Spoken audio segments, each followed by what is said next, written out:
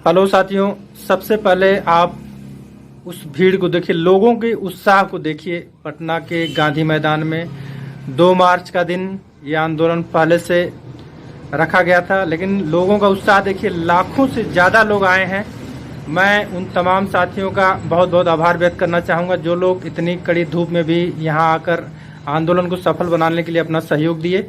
और इस फोटो को देखिए, ये हमारे मित्र जो वाराणसी से थे, अनुराग जी, ये गए हैं और इनका मोबाइल चूँकि बहुत बढ़िया पिक्चर नहीं ले पाया, लेकिन जो भी है मैं आपको दिखाने का प्रयास कर रहा हूँ। और मैं अनुराग जी का बहुत बहुत आभार व्यक्त करना चाहूँगा कि वो गए और उन्होंने फ़ोटो अपने मोबाइल से लेके हमको सेंड किया।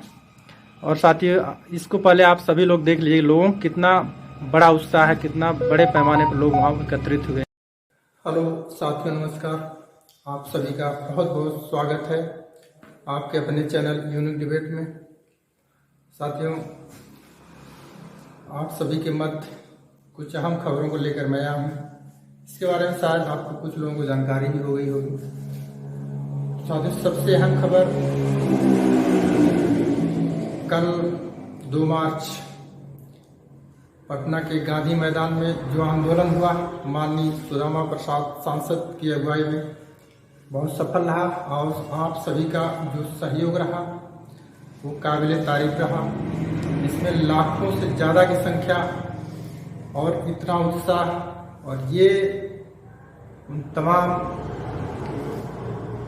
पक्ष या विपक्ष में बैठे सरकार हो या जो लोग भी हों, जो लोग ये चीज़ मान के चल रहे हैं कि नहीं, हम भुगतान न दिलाकर बहुत बढ़िया काम कर रहे हैं, या उन 13 करोड़ निवेशकों की समस्याओं को सदन में या कहीं भी न उठाकर हम अच्छा कर रहे हैं, तो उनके लिए एक सबक है साथियों। और अगर वो लोग नहीं जागे तो आने वाला समय उनके लिए बहुत दुखदायी होगा। मैं आप सभी 13 करोड़ निवेशकों की तरफ से उनको आभास कराना चाहता हूँ कि जो ये आंदोलन है, अभी तो ये ट्रेलर था, अभी तो पिक्चर बाकी है। अगर हमारे भुगतान को और लंबा खींचने का प्रयास किया गया तो हमको मजबूरन रोड पर आना होगा। और एक साथ, एक समय और एक दिन, अगर पूरे भारत में आंदोलन होगा तो अच्छे कुछ दिन हिल जाएगी साथियों। और वो दिन बहुत दूर नहीं, अगर हमारे भुगतान को और लंबा खींचा गया तो हमको मजबूरन रोड पर आना होगा।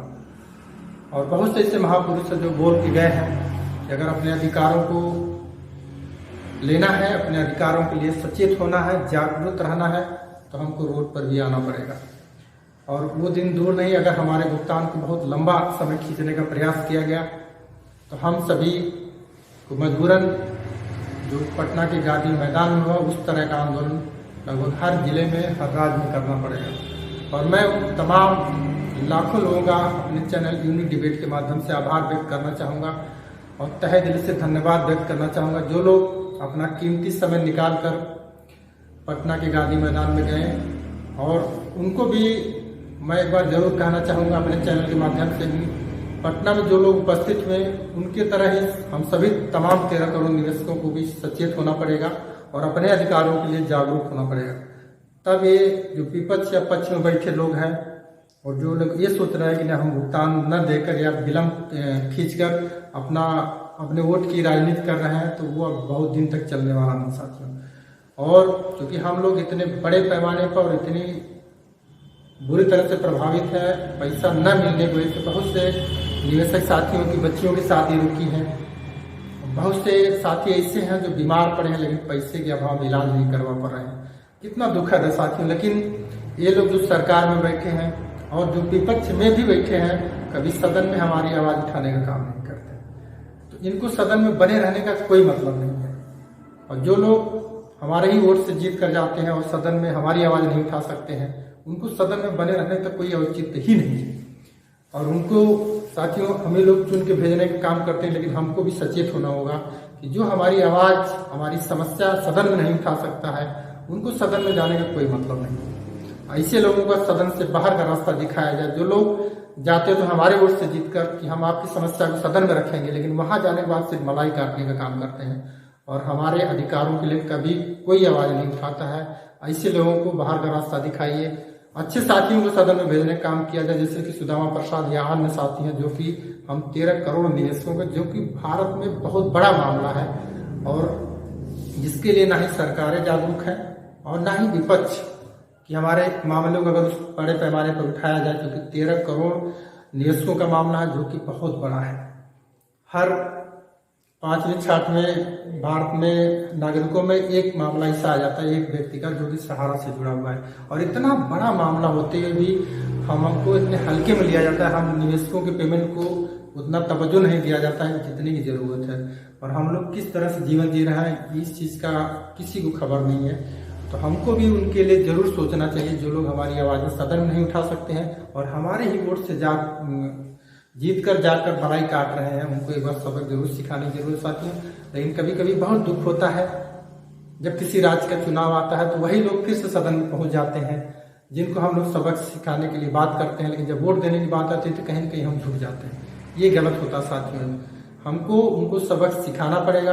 और यही वजह है कि वो लोग जानते हैं कि जब हम वोट मांगने जाएंगे तो किसी न किसी तरह से मिल जाता है, इसलिए हमारी आवाज़ सदन में उठाने का प्रयास नहीं करते। लेकिन एक बार अगर हम सभी उनको सबक सिखाने का काम करेंगे, जो लोग हमारे पेमेंट को रोक के रखे या हमारे लिए हमारी समस्याओं के लिए सदन में आवाज़ नहीं उठा सकते हैं, तो हमको उनको चुन के भेजने का कोई मतलब नहीं। उनको जब आभास हो जाएगा तब हमारी आवाज़ उठाई जाएगी। साथियों, मैं आप सभी के माध्यम से, स्वयं के माध्यम से, अपने चैनल के माध्यम से माननीय सुदामा जी का बहुत बहुत आभार व्यक्त करना चाहूँगा। और उन तमाम सांसद विधायक लोगों से आग्रह करना चाहूँगी, आप लोग भी माननीय सुदामा जी से सबक लीजिए और हमारी समस्याओं को, अपने क्षेत्र की समस्याओं को, क्योंकि ऐसा कोई क्षेत्र नहीं, कोई सांसदीय क्षेत्र नहीं जहाँ इस सहारा के या पल्स के निवेशकों की समस्याएं न हों। लेकिन उन समस्याओं को कोई सांसद विधायक जल्दी उठाने का प्रयास नहीं करता, क्योंकि उनको आभास नहीं कि हम तो अमीर हैं तो सारे लोग ऐसे ही।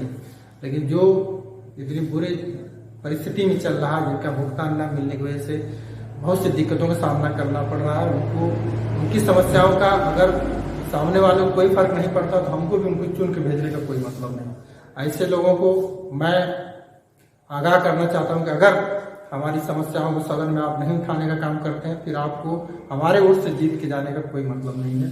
और ये चूंकि हमको वोट का अधिकार मिला है, उसका सबक हम आपको जरूर सिखाएंगे। अगर हम जिता कर भेजने का काम कर सकते हैं तो हराने का भी दम रखते हैं।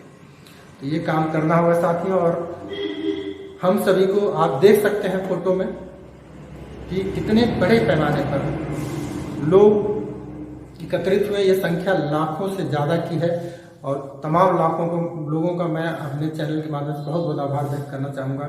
और इस भीड़ को मैं सरकार को भी या माननीय सर्वोच्च न्यायालय को भी अवगत कराना चाहूँगा। देखिए कितने बड़े पैमाने पर लोग परेशान हैं कि कड़ी धूप में भी लोग उस मैदान में डटे रहें कि हमको हमारा भुगतान किसी तरह से मिल जाए। और एक चेतावनी दी गई है सरकारों को कि अगर आप लोग नहीं चेते तो हमको एक दिन को रोड पर आना होगा। और क्योंकि हम संविधान के पालन की बात करते हैं और संवैधानिक दायरे में रहकर कोई आंदोलन कर रहे हैं, लेकिन जिस दिन हमारा धैर्य टूट जाएगा उस दिन हमको रोड पर भी आना पड़ेगा, तो आएंगे। तो इसी सब बातों के साथ मैं अपनी बात को विराम देने का प्रयास करूंगा। लेकिन आप सभी से एक बार पुनः आग्रह करूंगा कि आप लोग धैर्य के साथ, लेकिन आंदोलन जहां भी होता है वहां जहां हम पहुंच सकते हैं बिल्कुल जाने का प्रयास किया जाए, क्योंकि हमारी संख्या लोगों को एक सबक सिखाएगी कि इतने बड़े पैमाने पर लोग परेशान हैं और इनकी तरफ अगर हम लोग ध्यान नहीं देंगे तो कहीं न कहीं हमारी खुशी गिर जाएगी।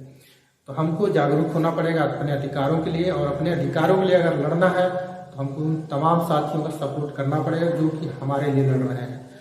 और तमाम चैनलों को जो कि हमारे लिए आवाज़ें उठाते हैं जरूर सपोर्ट करना चाहिए। और जो लोग हमको बरगलाने का काम करते हैं, सिर्फ अपनी टीआरपी बढ़ाने के लिए काम करते हैं, उनका सपोर्ट हम बिल्कुल हमको नहीं करना चाहिए, उसमें चाहे मैं ही क्यों न हूँ। और साथियों, आप सभी लोग थोड़ी सी जागरूकता दिखाइए।